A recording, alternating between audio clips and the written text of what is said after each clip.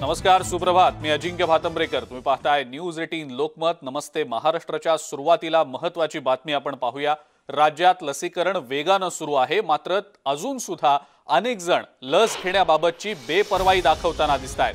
तिसऱ्या लाटेचा धोका कायम असताना सुद्धा लस घेण्यासाठी नागरिकांकडून टाळाटाळ सुरू असल्याचं दिसतंय. अशाच काही जिल्ह्यांमुळे राज्य सरकारची चिंता आता वाढलेली आहे. राज्यातल्या 6 जिल्ह्यांमध्ये लसीकरण 50%पेक्षा कमी झालेलं आहे. औरंगाबाद, नंदुरबार, बुलढाणा, हिंगोली, नांदेड आणि अकोल्यात लसीकरणाची गती फार कमी असल्याचं दिसतंय. तर काही जिल्हे असे आहेत जे अद्यापही 100% लसीकरणाच्या उद्देशापासून खूपच दूर आहेत.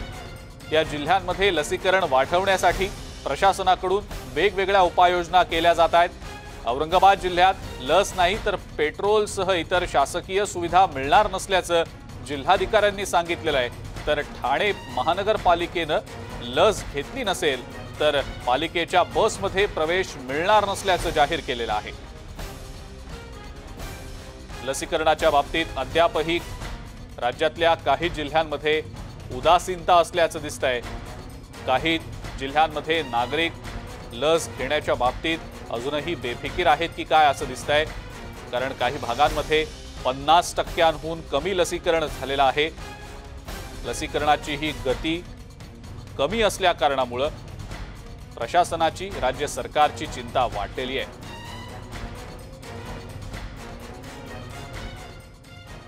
जळगाव जिल्ह्यात सुद्धा लसीकरणाचा वेग कमी असल्याचं दिसतंय. लस घेण्यासाठी नागरिक टाळाटाळ करत असल्यानं प्रशासनाची चिंता आता वाढलेली आहे. जिल्ह्याची एकूण लोकसंख्या 46,36,000 असून फक्त 28,94,056 इतकं लसीकरण झालेलं आहे.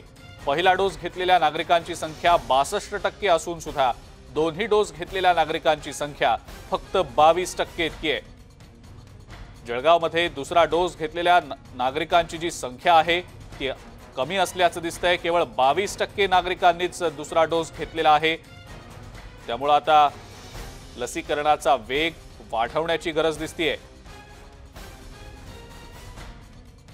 आपण आपल्या स्क्रीनवर ही आकडेवारी सध्या पाहतो आहोत. जळगाव मधली लसीकरणाचा वेग प्रशासनाच्या माध्यमातून वाढवण्याचा प्रयत्न जरी होत असला तरी नागरिक मात्र अजूनही काहीसे बेपर्वा या सगळ्या लसीकरणाच्या बाबतीत आहेत की काय, असंच एकंदरीत आकडेवारीवर बघायला मिळतंय. याचबद्दलची अधिक माहिती आपण जाणून घेणार आहोत. इम्तियाज अहमद आपले प्रतिनिधी आपल्या सोबत आहेत सध्या.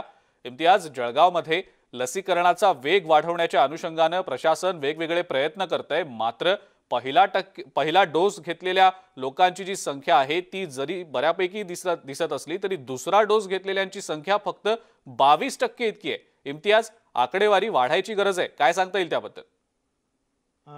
अजिंक्य सर, जळगाव जिल्ह्यामध्ये पहिला डोस जे घेतलेले आहे ते 62% झालेला आहे आणि जे दुसरा डोस आहे ते फक्त 22% इतका डोस झालेला आहे. वारंवार प्रशासन व जिल्हा अधिकारी तर्फे लोकांना सूचनाही देण्यात येत आहे आणि वेळोवेळी जे मीटिंग याबद्दल मीटिंग सुद्धा घेण्यात येत आहे. तसेच तालुका असेल व ग्रामीण भाग असेल, या ग्रामीण भागामध्ये सुद्धा आशा वर्कर आणि आरोग्य सेविकातर्फे घरोघरी जाऊन लसीचा डोस देण्याचं काम जिल्हा अधिकारी यांनी सूचना देऊन प्रशासनाला सांगितलं आलेलं आहे. तसेच साठी बोलण्यासाठी आपल्या सोबत आहे डॉक्टर तौसिफ खान, आरोग्य विभाग तर्फे आहे. तर आपण त्यांच्याकडून जाणून घेऊ नेमका डोस वाढण्यासाठी त्यांना जिल्हा अधिकारी तर्फे काय सूचना देण्यात येते. ऍक्च्युली आपले माननीय जिल्हाधिकारी साहेब जळगाव, तर त्यांनी भरपूर आपले म्हणजे हे केलेलं आहे. आम्ही प्लॅनिंग केलेलं आहे की कसं आपण ते वाढवू शकतो. कारण मुख्य कारण ते हे आहे की लोकांना असं झालेलं आहे की पॅन्डेमिक संपलेलं आहे, तर ते हे मोठं आव्हान आहे आपल्यासमोर. तर आम्ही त्यांना हेच सांगतो की आता पॅन्डेमिक संपलेलं नाहीये, तर लसीकरण जास्तीत जास्त झालं आपलं, म्हणजे 100% लसीकरण व्हायला पाहिजे. तर त्याच्यासाठी आम्ही म्हणजे आशा वर्कर किंवा अंगणवाडी वर्कर, तर त्यांना एरियात फिरून आणि त्या एरियात आम्ही लसीकरण सत्र ठेवत आहे. किंवा ते आपल्या जे शाळा आहे, कॉलेजेस तर तिकडे पण लसीकरण आपण ठेवलेलं आहे. आणि दुसरं एक म्हणजे जे वर्क प्रोफेशन, म्हणजे जसं लोकांच्या सोयीनुसार, जसं भरपूर लोक आम्ही असं बघितलं होतं की ते संध्याकाळी ते येतात, तर तिकडे पण आम्ही सेशन वगैरे ठेवलेले आहे. आणि सेशनचे जे आहे तर ते वाढवलेले आहेत जळगाव जिल्ह्यात आपण. तर तसं आपलं नियोजन आहे आणि ते एक अजून असं केलेलं आहे, की म्हणजे जे ड्यू लिस्ट आहे, तर आशा वर्करकडनं ते आपण हे तयार केलेली आहे आणि त्यांना फोन करून पण आम्ही बोलवत आहे सगळ्यांना आणि त्या आशा किंवा अंगणवाडी ते जाऊन तिकडे गृहभेटी देतात आणि तिकडे जाऊन पण लसीकरण चालू केलेलं आपण. जळगाव जिल्ह्यामध्ये बघितलं आहे की लसीचा जे पहिला डोस आहे तो कमी झालेला आहे आणि दुसरा डोस तर अगदी कमी आहे. तर यासाठी जिल्हा अधिकाऱ्यांनी वारंवार आपल्याला सूचनाही दिलेली आहे. तर यासाठी काय उपाययोजना करण्यात येईल? ॲक्चुअली कसं आहे, ते आपलं माननीय जिल्हाधिकारी रोज आपला आढावा घेतात आणि जे शेवटचे जे 5 पी-एच-सी किंवा यू-पी-एस-सी किंवा ते एस-डी-एच तर त्यांचा आढावा पण घेतात आणि कोणते एरिया सुटलेले आहेत, तर त्याच्यामध्ये ते जाऊन ते पब्लिकला इंटरॅक्शन करून म्हणजे त्यांची जे गैरसमज आहे किंवा ते हे आहे म्हणजे त्यांच्या एज्युकेट करून मग त्यांना लसीकरणासाठी ते आपण हे करतोय म्हणजे प्रोत्साहन करते किंवा जे इन्फ्लुएन्सर्स लोक आहेत ज्यांच्याकडनं ते लोक म्हणजे ते ऐकतील तर त्यांची पण मीटिंग वगैरे घेतोय आपण सगळं. आपण असं म्हणू शकतो की आता जे प्रशासनाने काय सूट दिलेली आहे, या सूटमध्ये लोकांमधली जी भीती होती की कोरोना आहे, कोरोना आता भीती निघून गेलेली असं वाटत आहे नाही का? ॲक्चुअली कसं जगातलं जे कोरोनाची स्थिती आहे ना, तर ते खूप भयानक आहे. ते आता केसेस वाढतच आहे. 1,92,00,000 ते झालेले आज पण. म्हणजे प्रत्येक दिवशी 10-10 लाख केसेस वाढतंय. पण आपल्याकडे असं आहे की म्हणजे लसीकरण आपलं तरी पण म्हणजे आपण येलो झोनमध्ये तर ते आपलं 100% झालं तर अजून म्हणजे आपल्याला ते फायदा होईल त्याचा. म्हणजे लसीकरण जेवढं जास्त झालं तर तेवढा आपल्याला त्याचा इफेक्ट त्याला आपल्याला आपल्या भारत देशात किंवा आपल्या जिल्ह्यात, आपल्या महाराष्ट्रात ते याच्यामध्ये आपल्याला दिलेल. पण फक्त एवढंच आहे की म्हणजे लोकांनी ते जास्तीत जास्त लसीकरण घेतलं पाहिजे आणि ते 100% लसीकरण झालं तर आपला जे कोरोना ते आटोक्यात येऊ शकतं आपल्याला. अजिंक्य सर बघितलं की जळगाव जिल्हा हा जो आहे येल्लो झोन मध्ये आहे हां, हां. आणि या लसीचा डोस वाढवण्यासाठी प्रशासनतर्फे पाहिजे ते उपाययोजना करण्यात येत आहे. हां. तसेच आता नवीन जे आठवडे बाजार भरतो या बाजारासाठी जिल्हा प्रशासनाने सांगितलं आहे ज्यांनी डोस घेतलेला नाहीये त्यांना आठवडे बाजार भरता येणार नाही असं ही सूचना वारंवार करण्यात येत आहे. बिलकुल. अजिंक्य इम्तियाज, सर. धन्यवाद. सविस्तर माहिती आपण दिलीत त्याबद्दल. आपण पाहिलं जळगावमधली स्थिती नेमकी काय आहे ती. लसीकरणाचा वेग वाढवण्याचा प्रयत्न प्रशासनाच्या माध्यमातून होतोय, मात्र नागरिकांनी देखील आता लसीकरण करून घेतलं पाहिजे जेणेकरून तिसऱ्या लाटेला आमंत्रण मिळणार नाही. बेपर्वाई कुठेतरी आहे की काय असं देखील बोललं जातंय. त्या अनुषंगानं नागरिकांनी आता लसीकरण करून घेणं गरजेचं आहे. पुढची महत्त्वाची बातमी बघूया. नांदेडमध्ये सुद्धा लसीकरणाबाबतची उदासीनता दिसतेय. पहिला डोस जवळपास 50% लोकांनी घेतलाय, मात्र दुसऱ्या डोससाठी नागरिक पुढे येत नसल्याचं आकडेवारीवरून दिसतं आहे. प्रशासकीय स्तरावर लसीकरणासाठी प्रयत्न सुरू आहेत, मात्र तरी सुद्धा लसीकरणाला तितकीशी गती मिळताना दिसत नाहीये. लस घेण्यास नागरिक काहीशी टाळाटाळ करतायत की काय असं नांदेडमध्ये सुद्धा निदर्शनाला आलेलं आहे. आतापर्यंत आपण जर पाहिलं तर सातत्यानं प्रशासनाकडून जनजागृती मोहिमा राबवल्या जात आहेत. लसीकरणाला प्रोत्साहन देण्याच्या अनुषंगानं वेगवेगळे कार्यक्रम, वेगवेगळे उपक्रम राबवले जात आहेत. नांदेडमधल्या याच स्थितीविषयीची अधिक माहिती आपण जाणून घेणार आहोत. मुजीब शेख आपले प्रतिनिधी आपल्या सोबत आहेत सध्या. मुजीब, पहिला डोस बऱ्याच जणांनी घेतल्याचं निदर्शनाला येतंय, मात्र दुसरा डोस घेतलेल्यांची जी आकडेवारी आहे ती फार कमी दिसतेय. काय कारण आहेत नेमकी? नांदेडकर लस घेण्यासाठी पुढे का येत नाहीयेत? बरोबर आहे. पण सर्वात महत्त्वाचं याचं कारण म्हणजे लोकांमध्ये जी कोरोनाची भीती होती दुसऱ्या लाटेमध्ये, ती भीती आता कुठेतरी ओसरत चाललेली आणि त्यामुळेच की दुसरा डोस घेण्यासाठी नागरिक आता पुढे येताना दिसत नाहीये. सुरुवातीला आपण पाहिलं की जेव्हा वॅक्सिन जेव्हा आले होते त्या काळामध्ये दुसरी लाट सुरू होती, कोरोनाची रुग्णसंख्या वाढत होती, मृत्यूंची संख्या वाढत होती, त्यामुळे लसीकरणासाठी नागरिकांच्या खूप मोठ्या रांगा होत्या. त्यावेळेला लस मिळत नव्हती आणि आताची जर परिस्थिती पाहिली तर प्रत्येक ठिकाणी लस उपलब्ध आहे, परंतु लस देण्यासाठी नागरिकांचा पुढाकार नांदेडमध्ये घेताना दिसत नाहीये. पहिला डोस घेणाऱ्यांची संख्या जवळपास 50%च्या जवळ आहे, परंतु दुसरा डोस घेणाऱ्याची संख्या 20 ते 22% इतकीच आहे. याचं दुसरं एक कारण म्हणजे सुरुवातीला जेव्हा कोवॅक्सिन असेल किंवा कोविशिल्ड असेल, पहिला डोस घेतल्यानंतर दुसऱ्या डोसमधला जो गॅप होता तो 30 ते 40 दिवसामधला होता. त्यानंतर मात्र WHO सूचनेनुसार हा जो गॅप आहे तो 80 ते 90 दिवसांपर्यंत वाढवलेला आहे. त्यामुळे कुठेतरी पहिला डोस घेतल्यानंतर दुसरा डोस घेण्यासाठी 90 दिवसांचा हा कालावधी कुठेतरी मग तिथं लोकांना कंटाळवाणा वाटतो का, अशी देखील परिस्थिती आहे. प्रशासनाकडनं भरपूर असे प्रयत्न मागच्या अनेक महिन्यांपासून सुरू आहे. जे लस घेणार नाहीत त्यांचं रेशन दुकानातून धान्य मिळणार नाही अशी सक्ती देखील करण्यात आलेली आहे.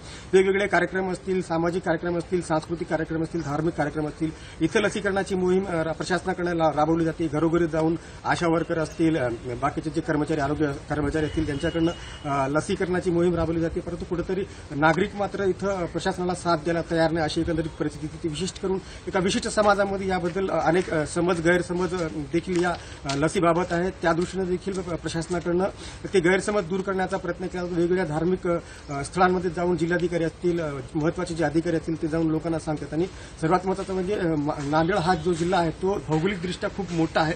16 तालुक्यांचा समावेश आणि याच्यामध्ये आदिवासी बहुल खूप तालुके, 5 ते 6 तालुक्यांचा समावेश. आणि या तालुक्यांमध्ये जाऊन जनजागृती करणे महत्वाचे, तरच कुठेतरी लसीकरणाला वेग येण्याची शक्यता आहे. जिंकते. बिलकुल मुजीब, आपल्याला माहिती आहे, सांगितलं गेलेलं आहे, मुख्यमंत्री सातत्यानं म्हणतायत 100% लसीकरणाचं उद्दिष्ट आपल्या सगळ्यांना ठेवायचं आहे, जेणेकरून तिसऱ्या लाटेला आपल्याला रोखता येईल, येऊच देता येणार नाही तिसरी लाट. त्या अनुषंगानं प्रशासन अनेक उपाययोजना करते, उपक्रम राबवत आहे. आपण सांगितले कोणत्या प्रकारचे हे उपक्रम आहेत, कशा पद्धतीनं नागरिकांना प्रोत्साहित केलं जात आहे जेणेकरून त्यांनी लस घ्यावी. उदाहरणार्थ समजा आता एखादा धार्मिक कार्यक्रम असेल किंवा एखादा सामाजिक कार्यक्रम असेल, त्यासाठी जेव्हा परवानगी घ्यायला प्रशासनाकडे लोक जातात, त्यावेळेला त्यांना सक्ती केली जाते की त्या ठिकाणी आलेल्या लोकांना प्रत्येकानं लसीकरण केलंच पाहिजे, अशी सक्ती त्यांच्याकडे केली जाते. आणि दुसरं म्हणजे महापालिकेनं काही पथकं त्यांची स्थापन केलेली आहे, ते गल्लोगल्ली फिरतायत. जसं की फळ विक्रेते असतील, पानटपरीवाले असतील किंवा दुकानदार असतील, त्यांना जाऊन ती तपासणी करतात. त्यांना देखील बळजबरीने लसीकरण करण्याचा देखील प्रयत्न प्रशासनाकडून करण्यात आलेला आहे. आणि ज्या समाजामध्ये या लसीकरणाबाबत गैरसमज आहेत, मग ते मुस्लिम असेल किंवा अन्य कुठल्या समाजातले घटक असतील, त्या धार्मिक स्थळामध्ये स्वतः जिल्हाधिकारी जात आहेत, त्या विभागातले अधिकारी जात आहेत. आणि तिथल्या धर्मगुरूंना त्या ठिकाणाहून लोकांना आवाहन केलं जात आहे की तुम्ही लसीकरण करा. प्रत्येक स्तरावरती प्रशासनाचे प्रयत्न सुरू आहे, मात्र कुठेतरी नागरिकांमध्ये उदासीनता दिसून येत आहेत. अजिंक्य. बिलकुल मुजीब, धन्यवाद. सविस्तर माहिती आपण दिलीत त्याबद्दल. नागरिकांनी आता स्वतःहून लसीकरणासाठी आलं पाहिजे, पुढे येऊन लस घेतली पाहिजे, जेणेकरून तिसरी लाट जी येईल असं सांगितलं जात आहे ती लाट रोखता येऊ शकेल. पण कुठेतरी प्रशासन देखील प्रयत्न करताना दिसतंय. प्रशासनाला देखील सहकार्य करणं तितकंच गरजेचं आहे. अहमदनगर जिल्ह्यातल्या नागरिकांनी सुद्धा कोरोना लसीकडे पाठ फिरवल्याचं आकडेवारीमधनं समोर येतंय. जिल्ह्यातील तब्बल 70% लोकांनी लस घेतली आहे. मात्र अनेकदा आवाहन करून सुद्धा लोकांनी लसीकरण केलेलं नाही. ग्रामीण भागातल्या लोकांनी खास करून लसीकरणाकडे पाठ फिरवली असल्याचं चित्र आहे. त्यामुळे लसीकरणाचा टक्का वाढवण्यासाठी प्रशासनाला तारेवरची कसरत करावी लागते.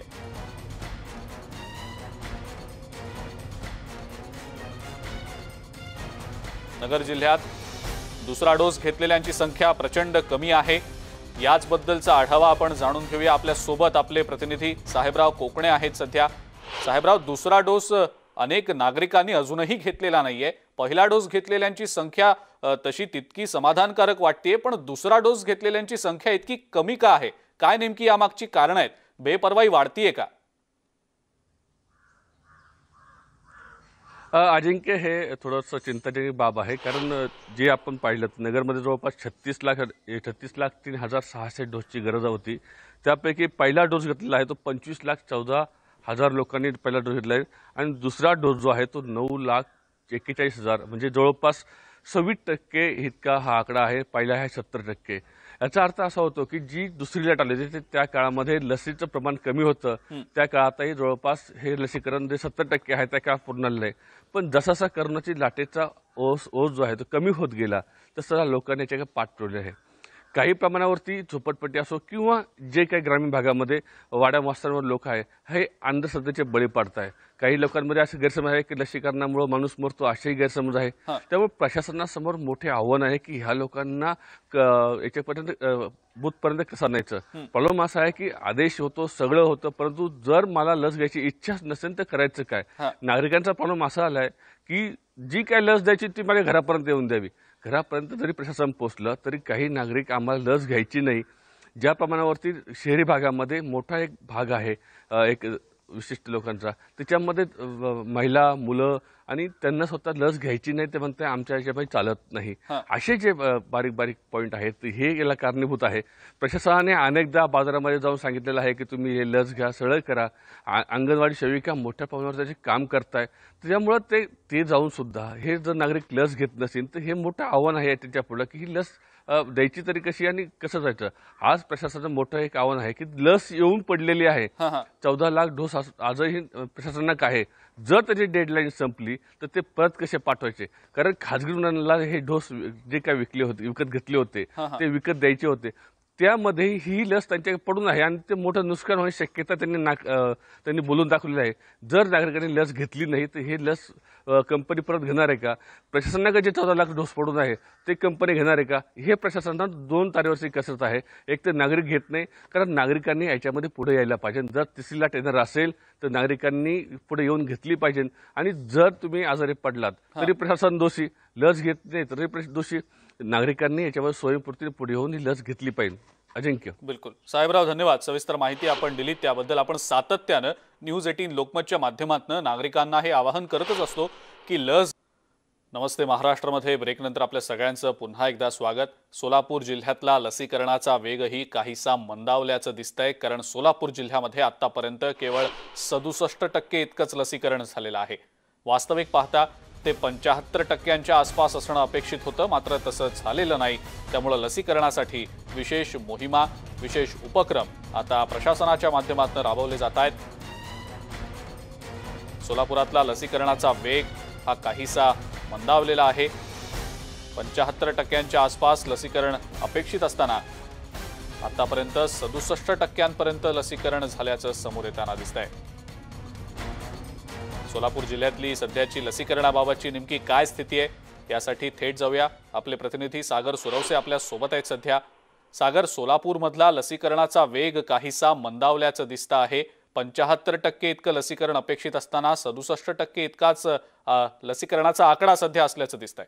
काय नेमकी कारण आहेत हा लसीकरणाचा वेग मंदावण्यामागची? अजिंक्य, आपण पाहिलं खरं तर सोलापूर हा कोरोनामध्ये मोठ्या प्रमाणात बाधित झालेला जिल्हा म्हणून आपण पाहतो, कारण मोठ्या प्रमाणात इथे कोरोनाची रुग्णसंख्या आढळली होती. मोठ्या प्रमाणात मृत्यूचं देखील प्रमाण सोलापूरमध्ये होतं. आणि असं असताना सुद्धा सोलापूर जिल्ह्यामध्ये या ठिकाणी लसीकरणाचा वेग जो आहे तो मंदावलेला आपल्याला पाहायला मिळतोय. याचं प्रमुख कारण म्हणजे लोकांमध्ये असलेला जो काही गैरसमज आहे हे याचं मुख्य कारण असलेलं आपल्याला पाहायला मिळते. कारण आपण पाहतोय की कोरोनाची संख्या जी आहे ती खूप कमी झालेली आहे आणि त्यामुळे लोकांमध्ये कुठेतरी जी भीती होती कोरोनाबद्दलची ती कमी झालेली पाहायला मिळते आणि त्यामुळेच कुठेतरी ही संख्या जी आहे लसीकरणाची ती रोडावलेली आपल्याला पाहायला मिळते. खरं तर सोलापूर जिल्ह्यामध्ये आतापर्यंत केवळ 67% इतकंच लसीकरण जे आहे ते झालेलं आहे. आणि राज्य शासनाचे जे काही नॉर्म्स आहेत किंवा राज्य शासनाची जी अपेक्षा आहे ती साधारणपणे 75% लसीकरण होणं अपेक्षित होतं. त्यामुळेच जिल्हा प्रशासन खरं तर दिवसाच्या सत्रात तर लसीकरण सुरूच आहे, मात्र रात्रीच्या सत्रात देखील लसीकरण या ठिकाणी सुरू आहे. ग्रामीण भागातल्या वाड्या वस्त्यांवरती जिल्हा परिषदेचे कर्मचारी जे आहेत ते जात आहेत, तिथे त्यांचं लसीकरण करतायत. एकत्रीकरण करून त्यांचा जो काही गैरसमज आहे मनामध्ये तो दूर करून या ठिकाणी लसीकरणाचं काम जे आहे ते या ठिकाणी चालू आहे. वेगवेगळ्या मोहिमा देखील जिल्हा प्रशासनाकडून राबवल्या जात आहेत, मात्र नागरिकांकडून जो आहे तो अल्प प्रतिसाद मिळताना आपल्याला पाहायला मिळतो. सोलापूर शहराचा विचार करायचा झाला तर सोलापूर शहरामध्ये लसीकरणाचं प्रमाण जरा चांगलं आहे, मात्र ग्रामीण भागामधलं प्रमाण जे आहे ते थोडंसं कमी आहे. नागरिकांमध्ये कदाचित गैरसमज असल्यामुळे हे होत असावं असं अधिकाऱ्यांकडून देखील सांगण्यात येतंय. मात्र प्रशासनाचे सर्वतोपरी प्रयत्न जे आहेत ते या ठिकाणी सुरू असलेले आपल्याला पाहायला मिळत आहे. त्यामुळे नागरिकांनी लसीकरण करून घेणं, लसीकरणासाठी पुढे येणं गरजेचं आहे. कारण मधल्या काळात जेव्हा लसीकरणाचा तुटवडा होता त्यावेळेस मोठ्या प्रमाणात नागरिकांची रांग या सेंटर्सवरती लागलेली आपण पाहिली आहे. मात्र आता लसींचा साठा मुबलक प्रमाणात आहे, तरीही नागरिक मात्र लसीकरणासाठी येताना आपल्याला पाहायला मिळत नाही. त्यामुळे कुठेतरी हलगर्जीपणा जो आहे तो नागरिकांमधून होताना आपल्याला पाहायला मिळतो. सागर, धन्यवाद. सविस्तर माहिती आपण दिलीत त्याबद्दल. सोलापूरकरांनी देखील आता समोर येऊन लस घेणं गरजेचं आहे. आता लस उपलब्ध आहेत. काही दिवसांपूर्वीची स्थिती वेगळी होती, आताची स्थिती वेगळी आहे. लोकांनी स्वतःहून जर लस घेतली तर स्वतःला, स्वतःच्या कुटुंबाला सुरक्षित ठेवता येऊ शकेल. सोलापूरमधला आढावा आपण घेतला. मात्र ठाण्यातली पुढची बातमी बघूया. ठाण्यामध्ये लसीकरण मोहिमेचा वेग वाढवण्यासाठी ठाणे महानगरपालिकेनं आता एक वेगळा निर्णय घेतलाय. ज्या नागरिकांनी लसीचा एकही डोस घेतलेला नाही त्या नागरिकांना ठाणे महानगरपालिकेच्या परिवहन सेवेतल्या बसेसमध्ये प्रवेश नाकारण्यात येणार आहे. पालिका आयुक्त डॉक्टर विपिन शर्मा आणि महापौर नरेश म्हस्के यांनी या निर्णयाची माहिती दिली. आजपासूनच हा निर्णय लागू होण्याचीही शक्यता आहे. त्यामुळे ठाण्यात जर TMT बसनं प्रवास करायचा असेल तर लस घेतलेली असणं बंधनकारक असेल. ठाणे महानगरपालिकेनं हा निर्णय घेतलेला आहे। लस नसेल घेतलेली तर बसनं प्रवास देखील टीएमटीच्या करता येणार नाहीये। महापौर नरेश म्हस्के यांनी या संदर्भातली माहिती दिलेली आहे।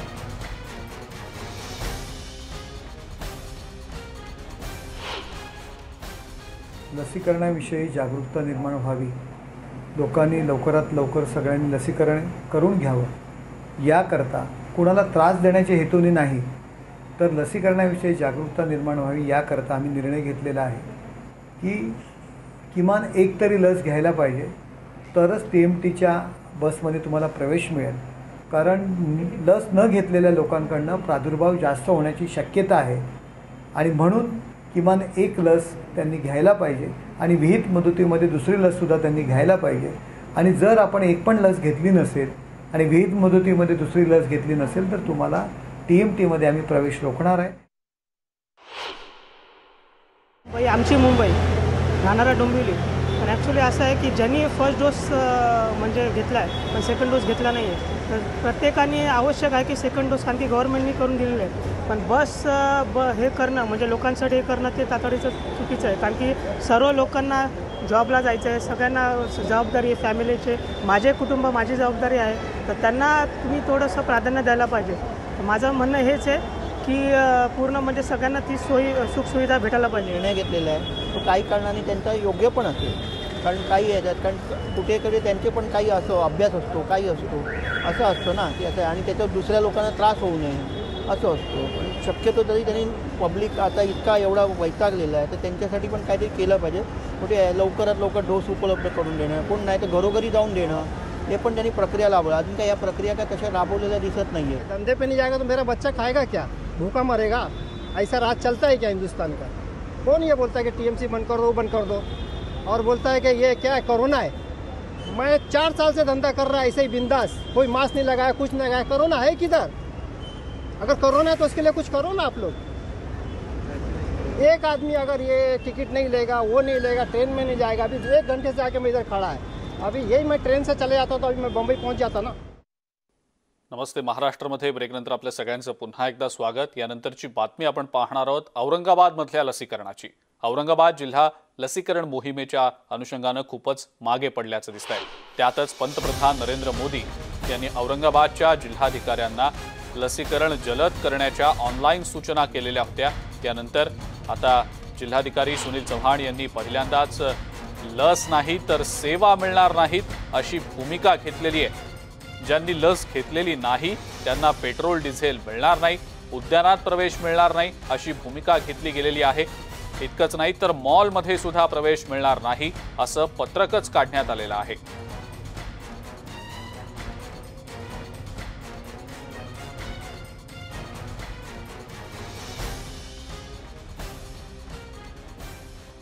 लसीकरणाबाबतची नेमकी काय स्थिती आहे आणि अशा पद्धतीची जबरदस्ती किती सहन करायची याचा न्यूज 18 लोकमतनं रियालिटी चेक केला।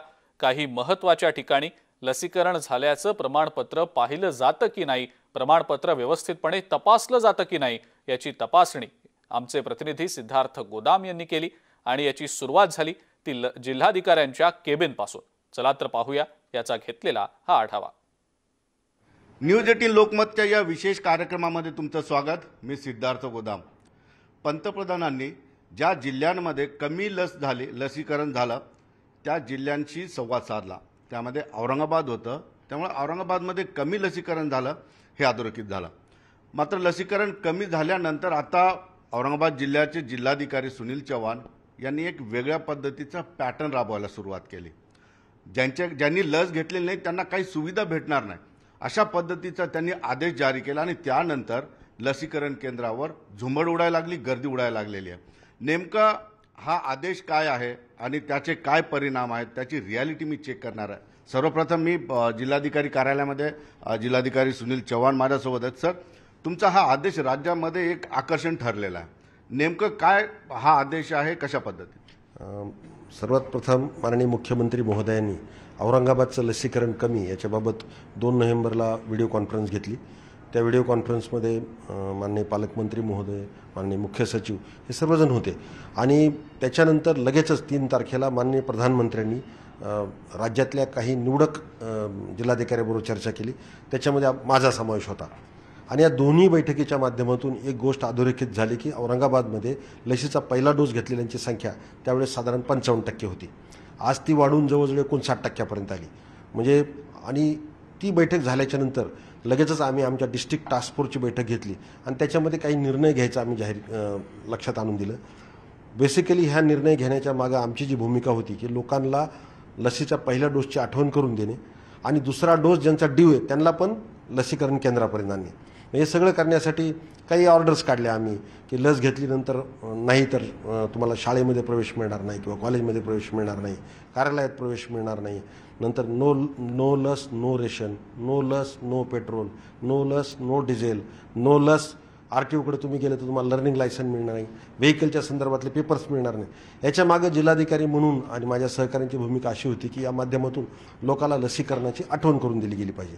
आणि जेव्हा हे आदेश आम्ही साधारणतः 9 नोव्हेंबरपासून तर माझा प्रश्न होता की बऱ्याच सेंटरवर आता गर्दी वाढायला लागलेली आहे. या आदेशानंतर काय परिणाम झाले? जेव्हा हे आदेश आम्ही 9 नोव्हेंबरला काढले त्याच्यानंतर तुम्ही जर बघितलं तर 9 नोव्हेंबरला साधारणतः माझ्याकडे 16,000+ लोकांचं लसीकरण होत होतं.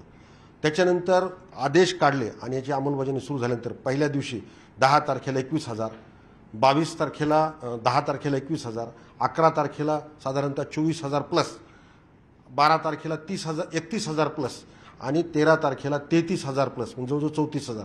तुम्ही बघा जवळजवळ लस म्हणजे आदेश काढायच्या आधी आणि आदेश काढल्याच्या नंतर लसीकरणाची टक्केवारी जवळजवळ दुप्पट व्हायला लागली. म्हणजे लस घ्यायला येणारे लोक दुप्पट झाले. म्हणजे मला कुठंतरी असं वाटतंय की हा धाक नाही तर एक आठवण जी प्रशासनाने त्यांना करून दिली की तुमचं लसीकरण राहिले, तर नक्कीच माझ्या नागरिकांनी त्याला प्रतिसाद दिला आहे. मी सगळ्यांचा आभारी आहे. जिल्ह्यामध्ये भरपूर लस आहे, भरपूर लसीकरण केंद्र आहे. तर माझी अजूनही नागरिकांना विनंती आहे की हे जे प्रशासनाने आदेश काढलेत याचं बाऊ करण्यापेक्षा किंवा त्याच्यावर टीका टिप्पणी करण्यापेक्षा आपण सुजाण नागरिक म्हणून आणि लस घेतल्यामुळं तुम्ही स्वतःचं तर रक्षण करणार आहेत पण लसीच्या माध्यमातून तुम्ही इतरांना जो प्रादुर्भाव करून देणार आहे किंवा त्याचा प्रसार होणार आहे, जर तिसरी लाट कधी आलीच तर त्याला आपण कुठंतरी रोखू शकू. म्हणून आपण जिल्हा प्रशासनाच्या आदेशाचं मान ठेवून किंवा त्याच्या आव्हानाला प्रतिसाद देऊन जास्तीत जास्त लोकांनी लसीकरण चांगला प्रतिसाद आहे सर. लसीकरणाच्या मात्रा वाढलेल्या आहेत. पण दुसरी महत्त्वाची गोष्ट आहे की जे तुम्ही आदेश काढलेला आहे मात्र आदेशानुसार सर्टिफिकेट नसलेल्यांना सुद्धा जर सेवा देत असतील, जेवढ्या आस्थापना आहेत, खाजगी असतील किंवा सरकारी असतील, तर त्यांच्याबद्दल तुम्ही काही ठरवलेलं आहे का? आज याच्या संदर्भात माझी दर साप्ताहिक आम्ही विकली बैठक घेत असतो माझ्या खातेप्रमुखाची. आजच मी माझ्या जिल्हा पुरवठा अधिकाऱ्याला सांगितलं की आमचे पुरवठा निरीक्षक नंतर आमचे ADSO DSO यांनी पेट्रोल पंप धारकांकडे जाऊन याच्या संदर्भातली अचानक तपासणी करावी की आणि माझी सगळ्या पेट्रोल पंप धारकांना विनंती आहे म्हणजे पेट्रोल पंप मालकांना की आपण सुद्धा आपल्या कर्मचाऱ्यांच्या मदतीने फक्त त्याचा मोबाईल नंबर विचारून लस घेतली की नाही याची खातरजमा करा. कारण मी बऱ्याचदा न्यूजपेपरमध्ये वाचलं, काही चॅनलमध्ये वाचलं, काही पेट्रोल पंपचे मालक म्हणायला लागले आम्ही हे कशाला करायचं. सुजाण नागरिक म्हणून त्यांचीसुद्धा ती जबाबदारी आहे. मी त्यांना रिक्वेस्ट करतोय की त्यांनीसुद्धा सरकारच्या उपक्रमाला साथ दिली पाहिजे. एकटे जिल्हाधिकारी किंवा जिल्हाधिकारी कार्यालय किंवा डिस्ट्रिक्ट टास्क फोर्स म्हणजे आमचे सगळे त्याच्यामध्ये महानगरपालिकेचे आयुक्त, पोलीस आयुक्त, पोलीस अधीक्षक, मुख्य कार्यकारी अधिकारी यांचीच ही जबाबदारी नाही, ही सगळ्या समाजाची जबाबदारी. त्याच्यामुळं आम्ही जे त्यांना आव्हान केलं त्या आव्हानाला त्यांनी प्रतिसाद दिला पाहिजे. आणि जर असं कुठं मला आमच्या स्वैर तपासणीमध्ये लक्षात आलं की याच्याशिवाय ते पेट्रोल देतात का याच्याशिवाय डिझेल देतात तर त्यांच्यावर मी सिव्हिअर स्वरूपाची कारवाई करेल. निश्चितपणे जिल्हाधिकारी हे नवीन काय गोष्टी करण्यासाठी प्रसिद्धच आहेत राज्यामध्ये. कारण कोरोना काळामध्ये औरंगाबादला ऑक्सिजन लागलं नाही, त्याच्या पाठीमागं जास्तीचं ऑक्सिजनचं नियोजन ज्या पद्धतीने झालं, बेडचं नियोजन ज्या पद्धतीने झालं, तोच पॅटर्न आणि खास करून लसीवर ज्या इंजेक्शन्स होते ते इंजेक्शनचं नियोजन हे खास करून औरंगाबादच्या नंतर तो पॅटर्न पडला. आता हा एक नवीन पॅटर्न आहे. मात्र एक गोष्ट आहे, जिल्हाधिकाऱ्यांनी म्हटलं म्हणून मी ते काही खरं मानत नाही. तर मी प्रत्यक्ष फील्डवर जाऊन हे सगळं तपासणार. मी पेट्रोल पंपावर जाणार आहे, मी रेशनच्या दुकानावर जाणार आहे आणि याची खातरजमा केल्यानंतरच या सगळ्या गोष्टी सत्यता मी तुमच्या समोर आणेन. आता मी जिल्हाधिकाऱ्यांच्या केबिनमधून बाहेर जातोय आणि बाहेर गेल्यानंतर आपल्याला पेट्रोल पंपात जायचं आहे किंवा गार्डनमध्ये जायचं आहे, अनेक ठिकाणी जायचं आहे, तर तुम्ही माझ्यासोबत राहा. जिल्हाधिकाऱ्यांचे आदेश समजून घेतल्यानंतर आम्ही गेलो नागरिकांच्या आवडीच्या ठिकाणी म्हणजेच सिद्धार्थ उद्यान आणि प्राणी संग्रहालयात। यामध्ये नेमकं काय वास्तव समोर आलं पाहूया।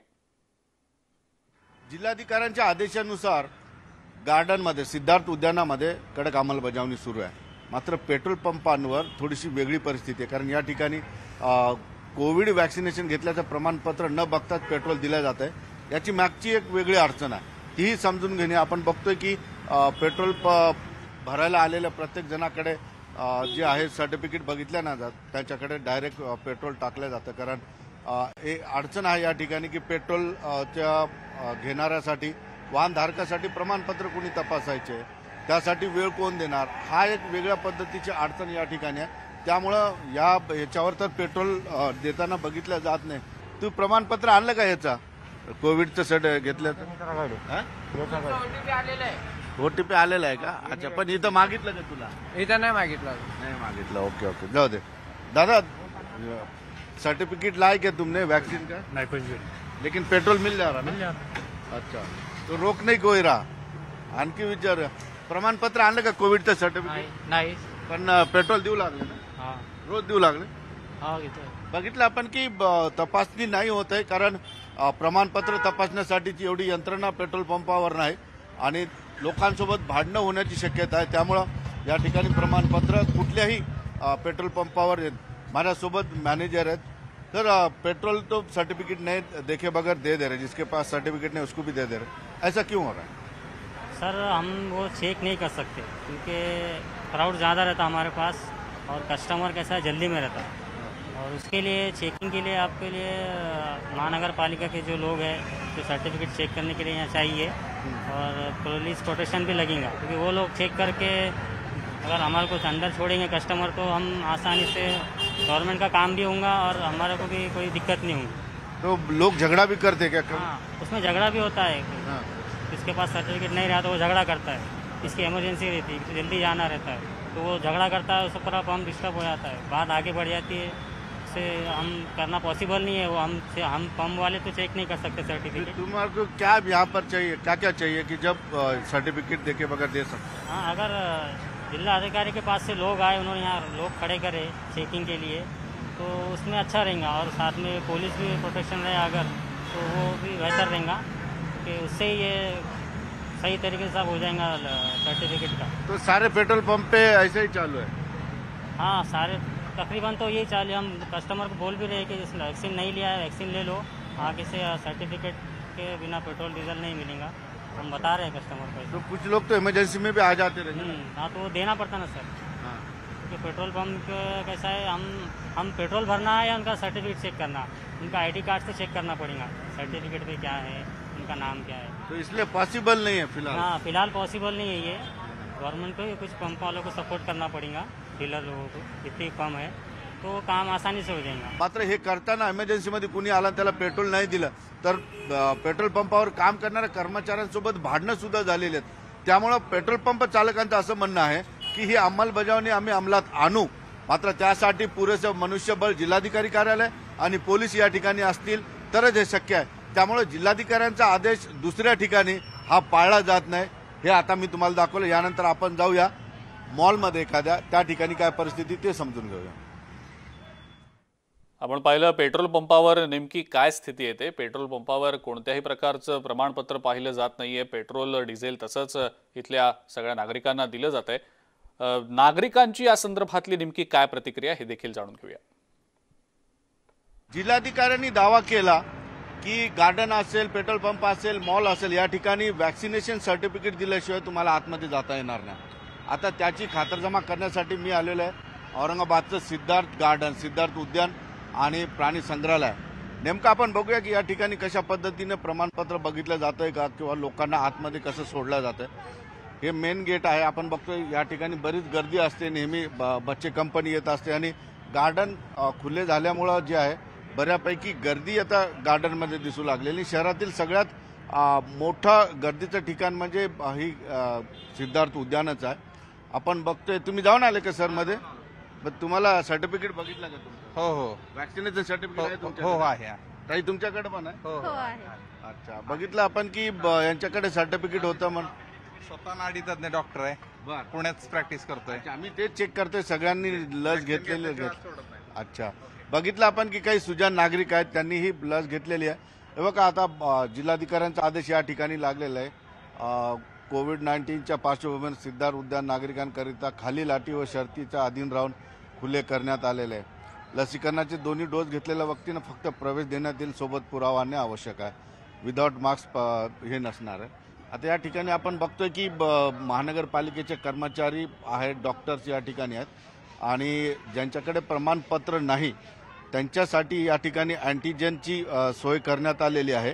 कारण अँटीजेन टेस्ट ज्यांच्याकडे प्रमाणपत्र नसेल त्यांच्याकडे अँटीजेन टेस्ट केल्यानंतर आणि तो निगेटिव्ह आल्यानंतरच त्याला सोडलं जातं. या ठिकाणी महानगरपालिकेचे कर्मचारी आहेत, प्रमाणपत्राशिवाय सोडलं जात नाही कुणाला. सर 2 वॅक्सिन जर कम्प्लीट असेल तर आम्ही त्यांना डायरेक्टली मध्ये सोडतोय. आणि 1 वॅक्सिनेशन असेल तर त्यांचं टेस्टिंग आहे. ज्यांची वॅक्सिनेशन झालेली नाहीये तरी त्यांचं टेस्टिंग येतं. म्हणजे वॅक्सिन नसेल, एकही डोस झाला नसेल तर अँटीजेन कंपल्सरी आहे. 1 डोस झाला त्यांना बी अँटीजेन कंपल्सरी आहे. तर किती आतापर्यंत टेस्ट केलेले आपण? आता सकाळपर्यंत आमच्या झालेलं आहे 172 टेस्ट. 172 झालं. हो, पण स्ट्रिक्टली सोडल्या जात नाही. स्ट्रिक्टली इथं स्ट्रिक्टली एकदम क्लिअरली, जेणेकरून तुमचा जर फर्स्ट डोस पण असेल किंवा नसेल तर टेस्ट केल्याशिवाय मध्ये एंट्री नाहीये.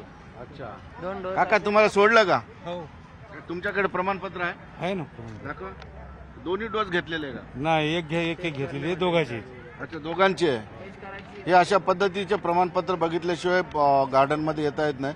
मग तुम्ही एक डोस घेतले दोघांनी? हा, एक घेतली. दुसरा काऊन नाही घेतला? आता येईल ना साहेब, 3 महिन्याला म्हणली होती. अच्छा, त्याच्यामुळं. मग आता इथं अँटीजेन टेस्ट केली का? हो, केली. अच्छा, करायची आता करायची. बघतोय आपण की 1 डोस जरी असला तरी अँटीजेन टेस्ट केली जाते या ठिकाणी. कमीत कमी महानगरपालिकेच्या या गार्डनमध्ये तरी अगदी स्ट्रिक्ट फॉलो केले जाते. आणि ज्यांचा 1 डोस असेल त्याला अँटीजेन केल्यानंतर त्याला 10 मिनिटं या ठिकाणी बसवलं जातं आणि त्यानंतरच निगेटिव्ह जर असेल त्याची टेस्ट तर त्याला आतमध्ये सोडलं जातं. आपण बघतो अशा पद्धतीची लाईन लागलेली आहे. ताई, तुम्ही डोस नाही घेतलेला का? नाही, एकही नाही घेतला. एक घेतलाय. अच्छा, पण दुसरा का नाही घेतलेला? आता टाइम आहे थोडा. अच्छा, वेळ आहे त्याला. ताई, तू का? मी नाही घेतला. एकही डोस नाही घेतलेला? नाही. तू पण नाही घेतला? नाही सर. पण का नाही घ्यावं? म्हणजे पहिला फर्स्ट घेतलेला आहे, तर सेकंड बाकी. 1 डोस घेतला असेल तर अँटीजेन कंपल्सरी आहे. हो, आणि दोन्ही डोस घेतले असेल तर डायरेक्ट डायरेक्ट जाऊ शकता साहेब. बघितलं आपण आता महानगरपालिकेच्या गार्डन मध्ये तरी बऱ्यापैकी स्ट्रिक्ट रूल या ठिकाणी आहे. जर दोन्ही डोस घेतले असेल तर डायरेक्ट आतमध्ये सोडलं जातं. मात्र 1 डोस घेतला असेल तर त्याला सोडलं जात नाही. त्याची अँटीजेन टेस्ट केली जाते. अँटीजेन टेस्ट त्याची निगेटिव्ह आली तरच त्याला आतमध्ये सोडलं जातं. आपण गार्डनमध्ये बघितलं. आता यानंतर सुद्धा पुढे जाऊन बघूया की त्या ठिकाणी जिल्हाधिकाऱ्यांच्या आदेशाची कशी अंमलबजावणी होते. सिद्धार्थ उद्यानात आपण पाहिलं जिल्हाधिकाऱ्यांच्या आदेशाचं पालन होतंय. मॉलमधली नेमकी काय स्थिती आहे, मॉलमध्ये या सगळ्या आदेशांचं पालन होतंय की नाही याचाही आढावा आमच्या प्रतिनिधींनी घेतला. पाहूया. जिल्हाधिकाऱ्यांच्या आदेशानुसार आपण बघितलं पेट्रोल पंपावर प्रमाणपत्र न बघता पेट्रोल दिलं जातं. त्यांच्या आपल्या समस्या आहेत. आता मी औरंगाबाद येथील डीमार्टमध्ये आलेलो आहे. मोठा मॉल आहे. बरीच लोकांची गर्दी या ठिकाणी सतत असते आणि या ठिकाणी सुद्धा जे आहे काही लोकांना असंच सोडलं गेलं. मात्र कॅमेरा आल्यानंतर यांनी प्रमाणपत्र बघायला सुरुवात केलेली. आपण बघतोय की प्रमाणपत्र बघितल्याशिवाय आता या ठिकाणाहून सोडल्या जात नाही. अशा पद्धतीनं प्रमाणपत्र दाखवलं जातं इथं. मित्र, 1 मिनिट, कुठून आलाय तू? भाग्यनगर. किती दोन्ही डोस घेतलेले तू? नाही, फर्स्ट 1 घेतलेला. आणि तू? 1 घेतलेला. तर आता आपल्याकडे जिल्हाधिकाऱ्यांनी आदेश दिलेला आहे की प्रमाणपत्र असेल तरच तुम्हाला सेवा भेटणार. हे चांगलं आहे का वाईट आहे? हो, खूप चांगलं आहे. चांगलं आहे. तू घेतलं म्हणून चांगलं आहे का सगळ्यांनी घ्यायला पाहिजे? सगळ्यांनी घेतलं पाहिजे. सगळ्यांनी घ्यायला पाहिजे. सगळ्यांना घ्यायला पाहिजे. पण काही ठिकाणी बघितलं पेट्रोल पंपावर बघत नाहीत ना. हो, नाही बघत. बघतो आपण की बऱ्यापैकी आता या ठिकाणी गर्दी असते आणि गर्दीच्या अनुषंगाने या ठिकाणी प्रत्येकाला सर्टिफिकेट बघून सोडलं जातं. ज्यावेळेस मी या ठिकाणी आलो कॅमेरा काढायच्या आधी मी थोडंसं बघून घेतलं होतं तर विदाऊट सर्टिफिकेट सुद्धा सोडलं गेलं. मात्र न्यूज 18 लोकमतचा कॅमेरा या ठिकाणी सुरू झाल्यानंतर मात्र प्रत्येकाला या ठिकाणी अडवून जे आहे प्रमाणपत्र घेऊनच सोडलं जातं. एकंदरीत मोठी गर्दी असते. मॉल आहे आणि बघूया आपण की ज्याच्याकडे प्रमाणपत्र नसेल त्याला आतमध्ये सोडणार नाहीत असं त्यांनी सांगितलेलं आहे. प्रत्येकजण मोबाईलवर प्रमाणपत्र आणण्याचा प्रयत्न करतो आहे. या ठिकाणी आपण बघतोय सगळ्यांची प्रमाणपत्र तपासली जात आहेत. आता प्रमाणपत्र असल्याशिवाय सोडल्या महिलांना पण आपण बघतोय की महिला असतील त्यांना सुद्धा प्रमाणपत्र दाखवल्याशिवाय या ठिकाणाहून सोडल्या जात नाही. एकंदरीतच काही लोकांकडे प्रमाणपत्र नसतील तर ते अशा पद्धतीनं उभे राहतात. तुम्हाला मध्ये जायचं प्रमाणपत्र नाही का तुमच्याकडे? आहे. किती दोन्ही घेतलेले? हो. बरं काय म्हणता, हा नियम जो लावलेला आहे वॅक्सिनेशन शिवाय तुम्हाला सेवा नाही भेटणार, चांगला आहे? चांगला आहे. का चांगला वाटतं? सगळ्यांनी वॅक्सिन घेण्याची गरज आहे. हां. तुम्ही घेतलेले? हो घेतलेली. दोन्ही वॅक्सिन? दोन्ही झाले. अच्छा. तुम्हाला वाटतं घ्यायला पाहिजे सगळ्यांनी? घ्यायला पाहिजे सर्वांना, सुरक्षेसाठी चांगले सर्वांच्या. एकंदरीतच औरंगाबाद जिल्हा पंतप्रधानांनी सांगितल्या पद्धतीनं सगळ्यात मागे होता वॅक्सिनेशनमध्ये. मात्र हा नियम लागू केल्यानंतर थोडं वॅक्सिनेशनचा प्रक्रिया वाढलेली आहे. येणाऱ्या काळामध्ये 100% वॅक्सिनेशन होईल यात शंका नाही. मात्र नागरिकांनी तेवढा त्यामध्ये सहभाग नोंदवणं फार महत्त्वाचं आहे. आता विशेष कार्यक्रमामध्ये वेळ झाली इथंच थांबण्याची. पाहत राहा न्यूज 18 लोकमत. एका ब्रेकसाठी आपण थांबूया. बघत रहा न्यूज 18 लोकमत.